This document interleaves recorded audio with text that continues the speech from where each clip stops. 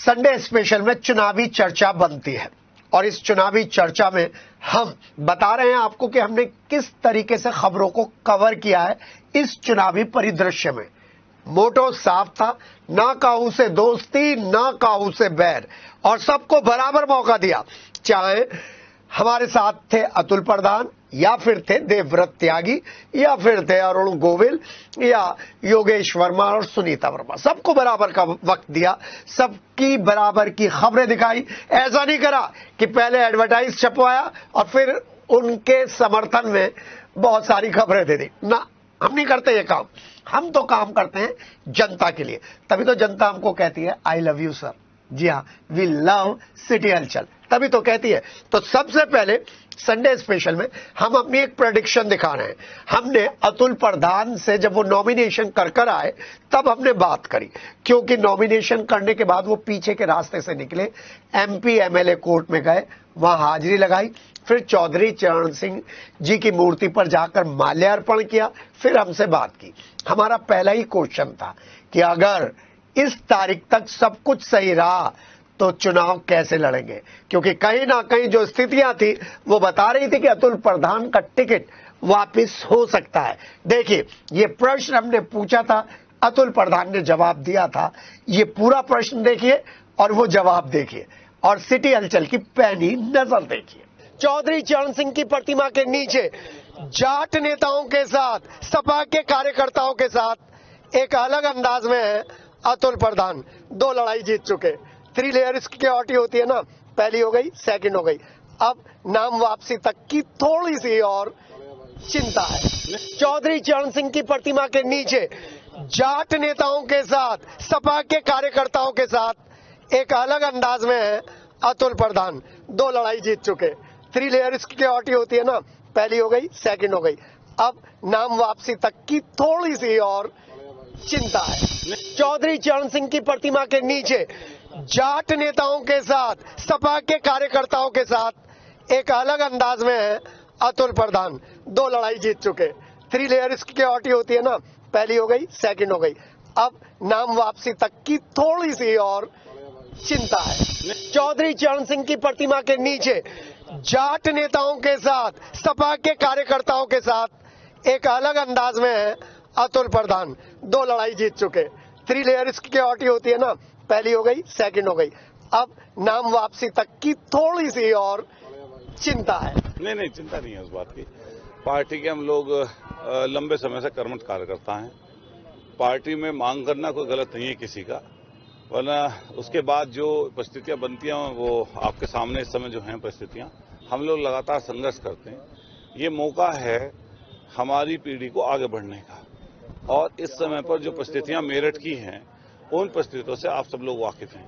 जहां मेरठ की परिस्थितियां बहुत खराब हैं, वहीं देश की परिस्थितियां बहुत इस समय नाजुक हैं, और जो राजनीति में इस समय पर लोकतंत्र में जो संविधान को खत्म करने का, लोकतांत्रिक पूरे ढांचे को खत्म करने का काम सरकार के द्वारा हो रहा है, हम सब लोग नौजवानों की जिम्मेदारी है इस संविधान की रक्षा की, इस लोकतंत्र को बचाने की। तो ये 2 चुनावी चर्चाएं हमने आपसे की हैं। अब तीसरी चुनावी चर्चा। मेरठ में चारों तरफ एक ही शोर है कि अतुल प्रधान कहां है, अतुल प्रधान कहां है, अतुल प्रधान कहां है। लेकिन अतुल प्रधान ने एक मजे हुए राजनीति के खिलाड़ी या स्टूडेंट कहूं के तौर पर बहुत सेफ इनिंग खेली है, क्योंकि मेरठ में चाहे रिजल्ट कुछ भी हो, उससे अतुल को कुछ लेना देना नहीं है। उन्होंने बड़ी सेफ पारी खेली और पीसी में साफ तौर पर कहा था कि सपा उनकी पार्टी है, वो सपा को छोड़कर कहीं नहीं जाएंगे। जी हाँ, लेकिन ये जो अतुल प्रधान ने अपनी राजनीतिक पारी खेली है 26 अप्रैल तक के लिए, वो काबिले तारीफ है। अपने आप को बचाया भी है, सपा का भी काम करा है और करीब आ गए हैं अखिलेश यादव के। कुछ लोग कह रहे थे अखिलेश यादव उनसे नाराज है, मुझे तो कहीं ऐसा नहीं लगा।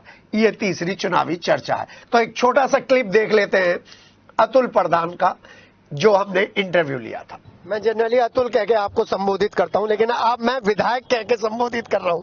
विधायक अतुल प्रधान, ये बताइए कि किस तरीके से आप अपनी पार्टी के नेताओं को अपने साथ जोड़ेंगे। मेयर में तो नहीं जोड़ पाए। देखिए, जब समय कम रहता है तो कई बार व्यक्ति पहुंच नहीं पाता किसी के पास।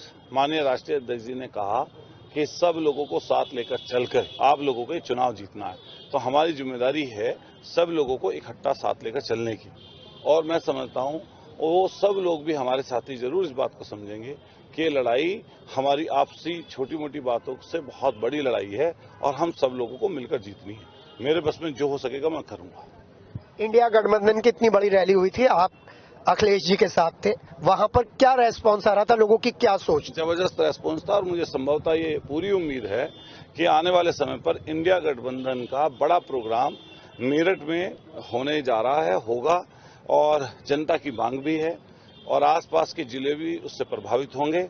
इस समय लड़ाई आमने सामने की है, सिर्फ कलाकारी के रूप में यहाँ पर आए हैं। जी हाँ, मेरा प्रश्न ये है, टीवी के इतिहास का सबसे बड़ा सीरियल और सबसे बड़ा किरदार, उससे मुकाबला है अतुल प्रधान का, जो छात्र संघ का चुनाव लड़े, जो विधायक का चुनाव लड़े, तीसरी बार सफलता मिली है, कैसे एनकाउंटर करेंगे इतने बड़े किरदार से? आप बताइए, आपने बताया था टीवी का कलाकार, हम कलाकार नहीं है किसी चीज के, हम यहाँ पर स्थानीय हैं, हर मुद्दे पर लड़ाई लड़ने वाले हैं।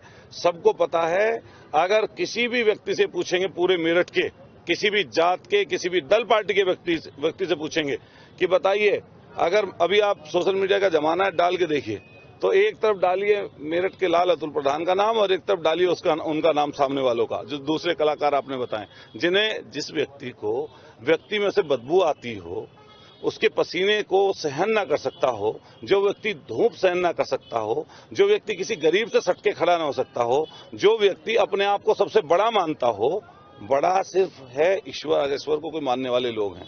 हालांकि हम बाबा साहब अम्बेडकर जी की विचारधारा वाले लोग हैं, लेकिन हम नास्तिक नहीं हैं। लेकिन जो आस्तिक लोग हैं, आप उनसे पूछिए, ईश्वर की जहां इंसान की सीमा खत्म होती है, वहां ईश्वर की सीमा शुरू होती है।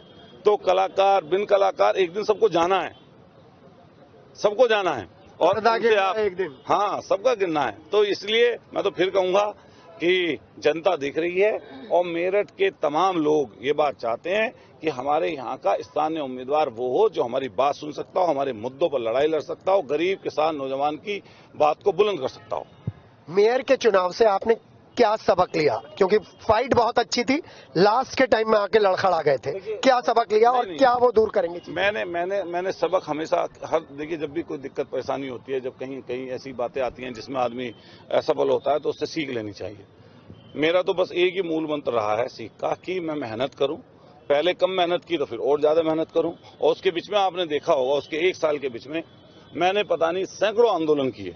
जिस आंदोलन में बड़ा आंदोलन था, गरीब लोगों से जो सरकारी अस्पतालों में जो उनके इलाज नहीं हो रहा, प्राइवेट अस्पतालों में लूट हो रही है, उसके खिलाफ विधायक के रूप में मैंने अमर अनशन किया, जिसके परिणाम आज जनता के सामने सुखद हैं। अगर मेरठ की जनता अपने लाल को चुनने का काम करेगी तो मेरठ नहीं बल्कि पूरे देश में, जहां आप देखिए सफाई कर्मचारी, मैंने तो सदन में बोला, एक तरफ हमारे सफाई कर्मचारी भाइयों की बात करती है सरकार, कहते कोरोना वॉरियर थे वो, एक तरफ उन्हें स्थायी नौकरी नहीं देते, ठेके पर रख रखा है। आप बताइए कैसी इनकी बात है? अगर मुझे भेजने का काम करेंगे तो चाहे सफाई कर्मचारियों का विषय हो, चाहे कहीं किसान का विषय हो, कहीं किसी सरकारी कर्मचारी का विषय हो, कहीं प्राइवेट कर्मचारी का विषय हो, कहीं नौजवान का विषय हो, हर चीज को सड़क से सदन तक और सड़क से सदन तक, जहां मैं विधानसभा में लड़ने का काम करता हूं, वहीं सड़कों पर भी लड़ने का काम करता हूं। अगर मेरठ की जनता ने मुझे सदन में भेजने का काम किया तो देश के जो भी उस गद्दी पर बैठने वाला व्यक्ति है, उसके सामने आंख से आंख मिलाकर अतुल प्रधान अपनी बात करता नजर आएगा। मैं हिंदू और मुसलमान को झगड़ा कराने वाला नहीं हूं। हम लोग हिंदू हों, मुसलमान हों, चाहे किसी जात वर्ग के व्यक्ति हों, गरीब शोषित वंचित, हम उनके साथ खड़े हैं और हम उनके साथ उनकी लड़ाई के लिए निश्चित रूप से आने वाले समय पर अगर जान की बाजी भी लगानी पड़ेगी तो हम लगाएंगे।